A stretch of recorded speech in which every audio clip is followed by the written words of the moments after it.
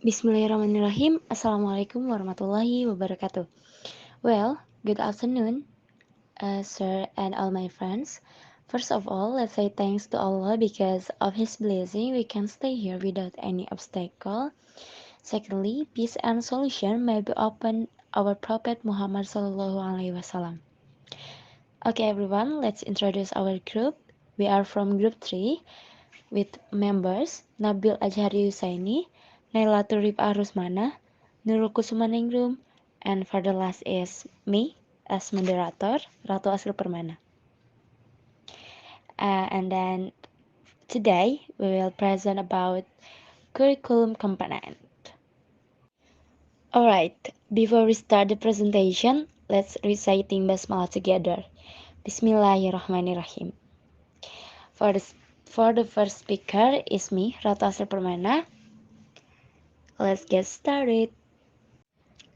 Hierarki tujuan pendidikan. Komponen tujuan erat kaitannya dengan arah atau hasil yang diharapkan, baik mikro maupun makro. Tujuan pendidikan memiliki klasifikasi mulai dari tujuan yang sangat umum, mulai dari general, hingga tujuan khusus, yang spesifik dan terukur, yang kemudian disebut dengan kompetensi. Hierarki tujuan pendidikan jika ditinjau dari luas jangkauan lembaga, maka dikenal stratifikasi tujuan. Terdapat tujuan pendidikan nasional, tujuan institusional, tujuan kurikuler, dan tujuan instruksional. Dari stratifikasi itulah dikenal dengan hierarki. Next, tujuan pendidikan nasional merupakan tujuan dari dan arah umum pendidikan yang harus dijadikan tolak ukur atau pedoman bagi setiap lembaga pendidikan di seluruh Indonesia. Jadi, bagi setiap madrasah di seluruh Indonesia, tidak boleh merumuskan sendiri tujuan yang berada di luar koridor tujuan pendidikan nasional. Aturan main atau pedoman tujuan pendidikan nasional tertuang dalam Undang-Undang Republik Indonesia terbaru yang telah disahkan oleh anggota Dewan Perwakilan Rakyat Republik Indonesia. Seperti dalam Undang-Undang Republik Indonesia Nomor 20 Tahun 2003 Pasal 3 tentang Sistem Pendidikan Nasional bahwa tujuan pendidikan nasional adalah pendidikan nasional bertujuan untuk berkembangnya potensi peserta didik agar menjadi manusia yang beriman dan bertakwa kepada Tuhan Yang Maha Esa, berakhlak mulia, sehat, berilmu, cakap, kreatif, mandiri, dan menjadi warga negara yang demokratis serta tanggung jawab. Next, tujuan institusional. Tujuan kelembagaan dirumuskan oleh masing-masing lembaga sesuai dengan kebutuhan dan kemampuan lembaga dalam mencapai tujuan pendidikan nasional. Artinya, tujuan kelembagaan tidak boleh berada di luar kerangka tujuan pendidikan nasional yang ditetapkan undang-undang. Tujuan institusional biasanya juga melihat pada level masing-masing institusi atau sesuai dengan tingkat usia siswa, sehingga setiap level pasti memiliki hubungan satu sama lain yang merupakan level paling dasar yang mendukung tujuan institusional secara umum pada level yang lebih tinggi. Next, tujuan kurikuler. Tujuan yang harus dicapai oleh setiap bidang studi atau mata pelajaran merupakan bagian dari salah satu ruang lingkup tujuan lembaga. Tujuan kurikuler merupakan salah satu upaya untuk mewujudkan tujuan kelembagaan. Dengan demikian, setiap tujuan kurikuler harus mampu mendukung dan diarahkan untuk mencapai tujuan institusional. Next, tujuan instruksional atau tujuan pembelajaran. Tujuan instruksional atau bagian dari tujuan kurikuler, tujuan pembelajaran adalah tujuan yang harus dicapai oleh guru dan siswa dalam satu kali tatap muka atau satu kali pertemuan. Setiap sesi pertemuan merupakan salah satu upaya untuk mencapai tujuan kurikuler. Dapat disimpulkan bahwa setiap pertemuan pasti memiliki tujuan tertentu yang ingin dicapai.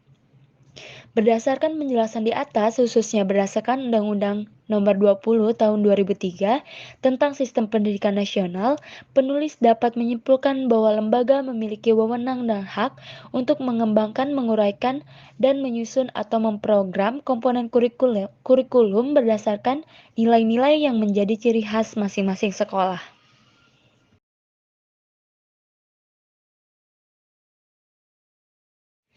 For the next is komponen isi.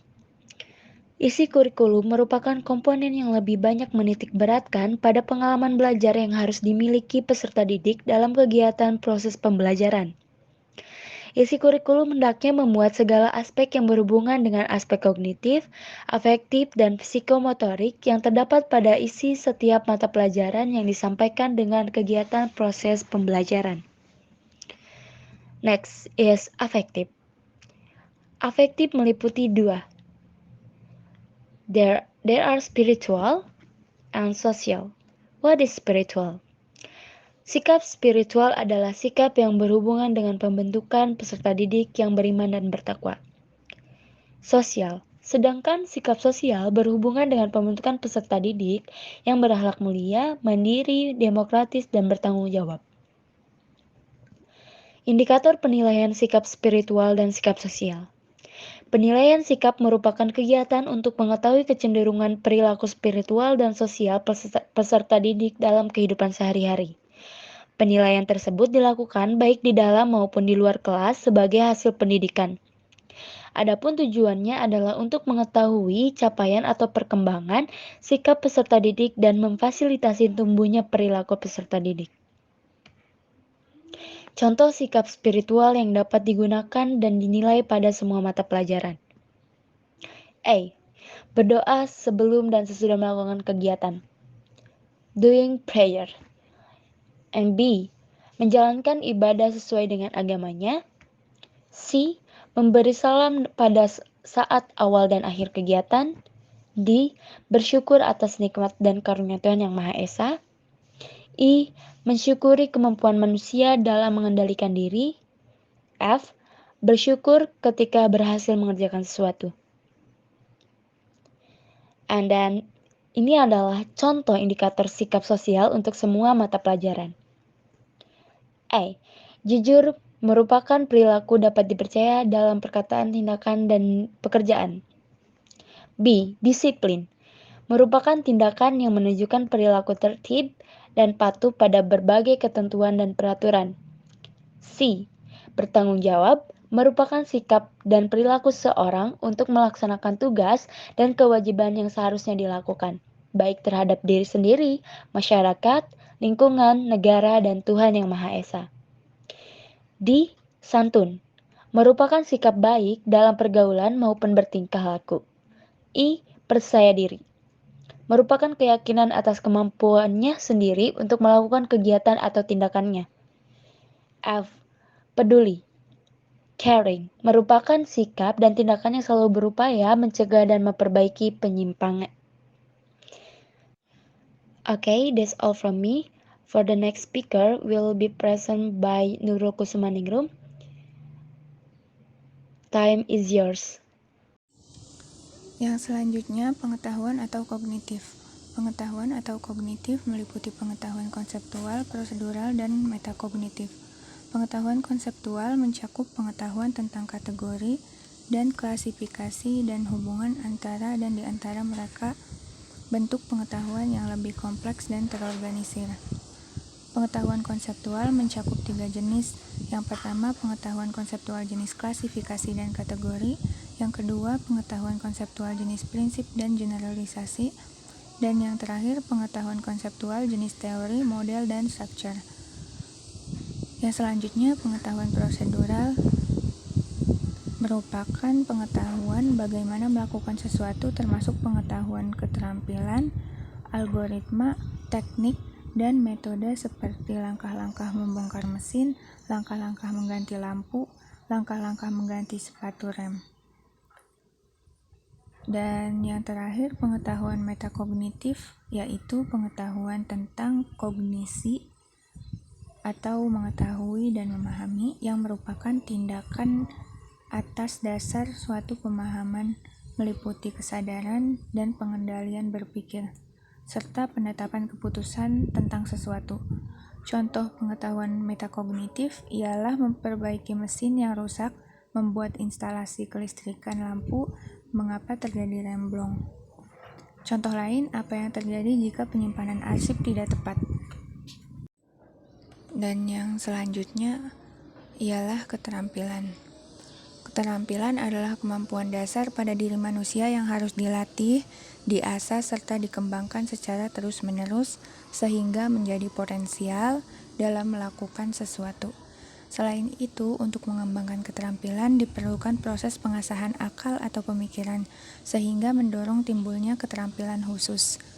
Secara mendasar, keterampilan merupakan kemampuan yang ada pada diri seseorang semenjak ia lahir. Dengan kata lain, keterampilan merupakan bakat yang melekat sebagai suatu hakikat. Meskipun ada bakat atau potensi dalam diri, sudah semestinya untuk terus diasah dan dilatih agar kemampuan menjadi terus berkembang dengan optimal. Untuk menjadi terampil diperlukan serangkaian proses.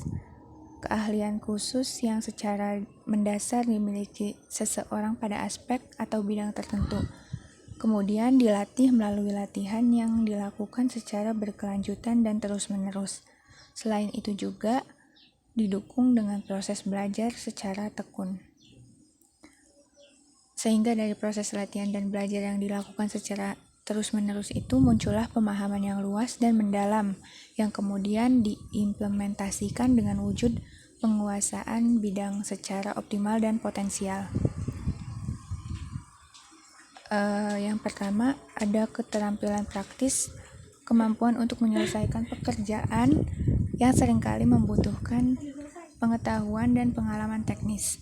Dan yang kedua, keterampilan psikomotor adalah ranah yang sangat berkaitan dengan keterampilan setelah seseorang menerima pengalaman belajar tertentu.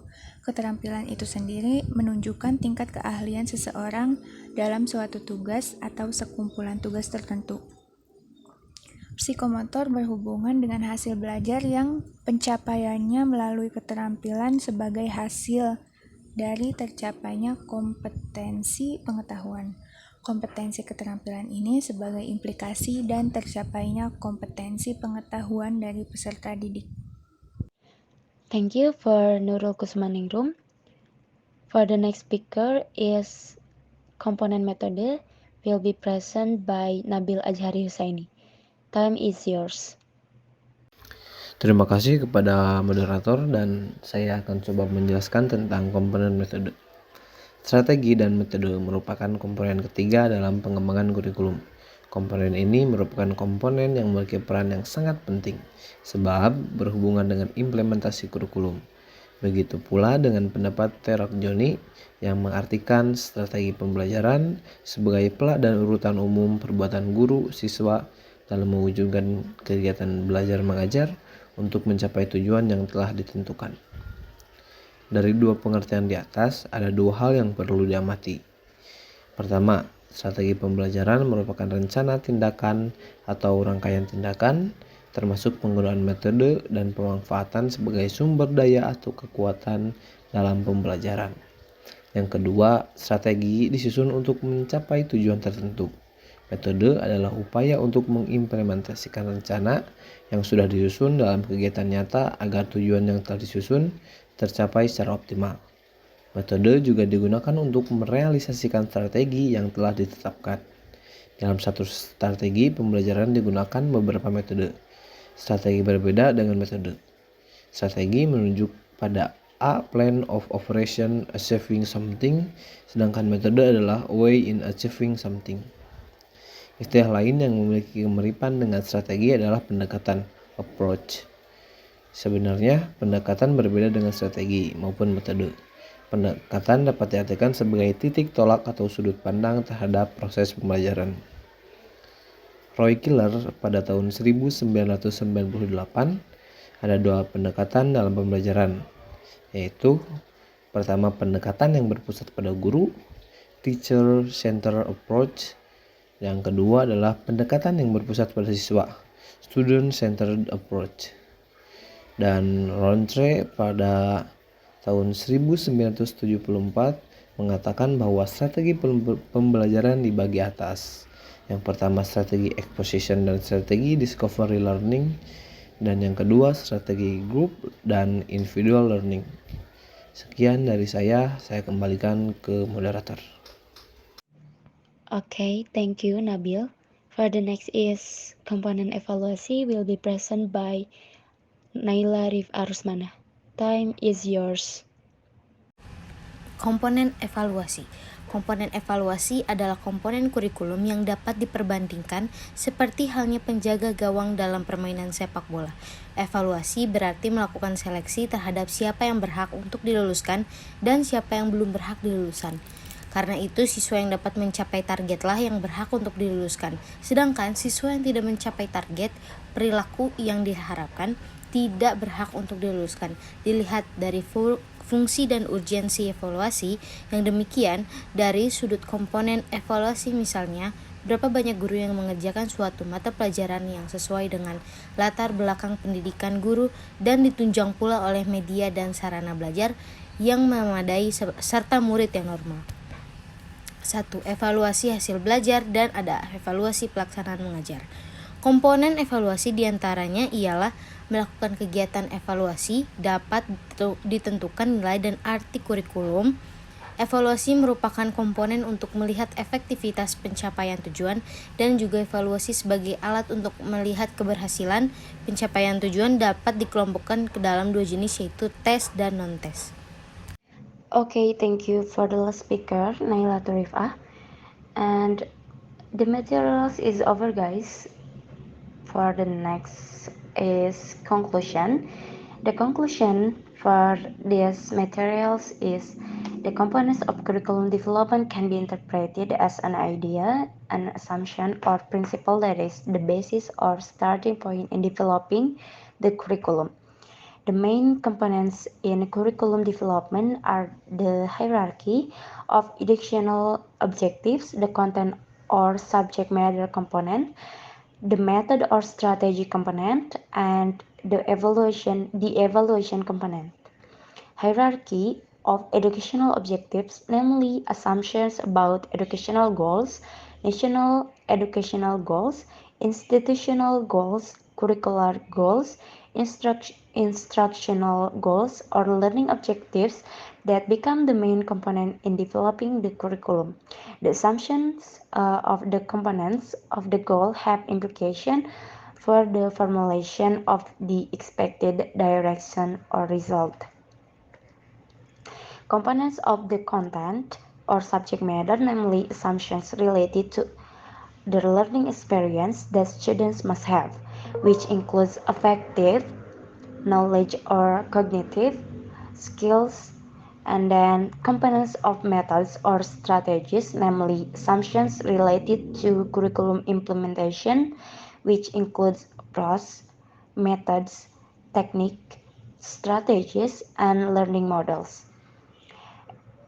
Evaluation component, namely assumptions to see the effectiveness of achieving goals, which includes evaluation of learning outcomes, evaluation of teaching implementation.